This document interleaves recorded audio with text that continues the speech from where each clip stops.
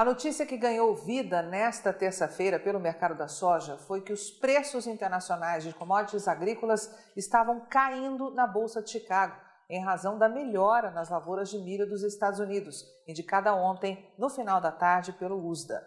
Mas você tem certeza que isso é realmente verdadeiro?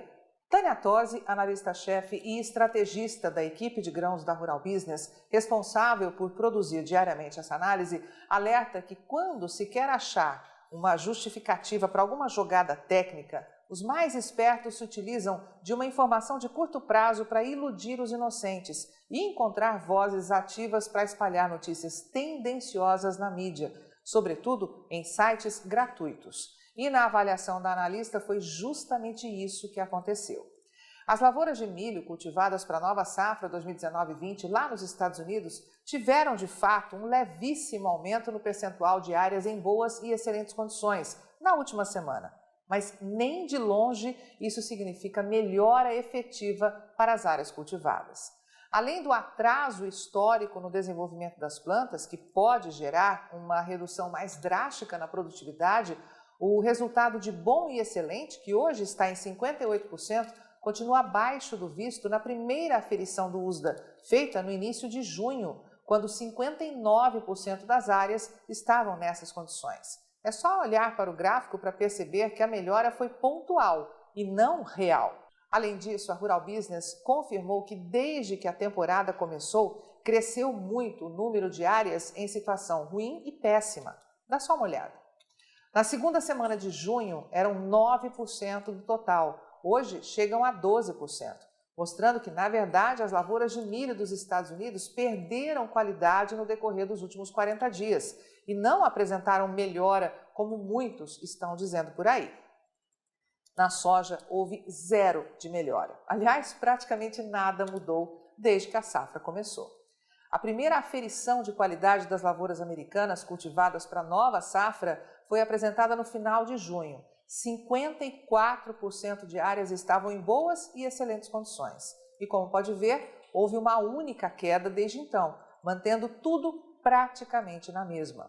O detalhe é que, de acordo com a investigação exclusiva da equipe de grãos da Rural Business, esse resultado de 54% representa o segundo pior cenário em 13 anos para uma virada de julho. É isso mesmo, desde 2006. Só vimos lavouras em condições muito piores do que isso na seca de 2012, ano que marcou a última quebra expressiva de produção de soja e milho para os Estados Unidos. Acha que é tudo? Não é não. O resultado de áreas já em floração atinge hoje 57%, o que significa o maior atraso de desenvolvimento de todos os tempos e 22 pontos percentuais a menos do que a média para essa época do ano, que é de 79%.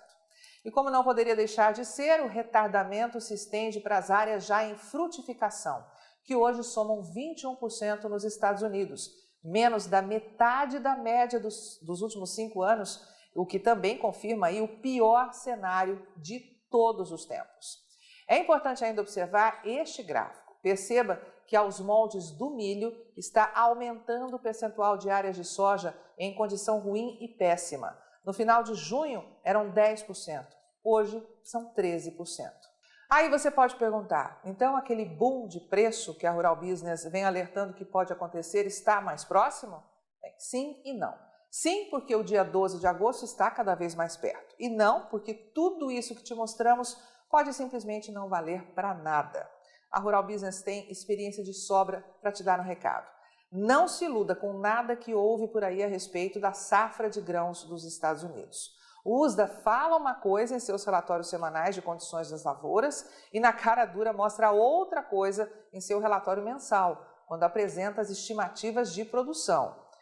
Na real, se o clima não virar do avesso a ponto de fazer despencar a qualidade das lavouras semana após semana, pode descartar esses números, pois não vão adiantar para nada. Na visão da estrategista Tânia Tosi, só duas coisas podem promover de fato tal boom de preços. A primeira é o retorno da China à ponta de compra de soja dos Estados Unidos. Mas tem que ser um retorno de verdade e não o embromation dos últimos tempos. E a segunda é uma redução expressiva de área lá nos Estados Unidos, resultado dos alagamentos e chuvas torrenciais que marcaram o período de plantio. Este seria o caminho mais rápido e seguro, e é justamente isso que pode ser confirmado no próximo dia 12 de agosto. A aposta da Rural Business é para o milho. Um corte de 8 milhões de acres no plantio, como previsto pelo mercado, pode forçar o USDA a derrubar para menos de 329 milhões de toneladas a produção de milho americana deste ano, o que confirmaria uma quebra surreal de 52,9 milhões de toneladas frente ao previsto inicialmente. E aí sim, os preços do cereal vão explodir e, com certeza, a soja vai junto. Mas nem tudo são flores, você sabe muito bem disso. Há muitas formas de se maquiar esse cenário, o que força a Rural Business a te alertar para o que acreditamos ser verdadeiro, como é a nossa meta, mas também te abrir os olhos para o fato de que tudo é mera expectativa. Não existe nada, absolutamente nada, 100% garantido. Tudo o que estamos te alertando dia após dia vem da experiência e percepção de nossos especialistas, que não têm medo de colocar a cara a tapa para te antecipar o amanhã hoje e te ajudar a garantir belas oportunidades de negócios. Mas é você que precisa analisar com atenção a sua realidade e tomar uma decisão, se puxa o freio de mão ou entrega o que ainda tem de soja nas mãos pela merreca de preço que estão te pagando hoje, pois os riscos existem e são gigantescos.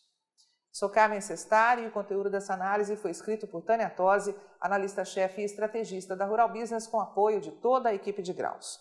Você vê agora a média de preço da soja no Brasil nesse mês de julho. Rural Business, o amanhã do agronegócio, hoje.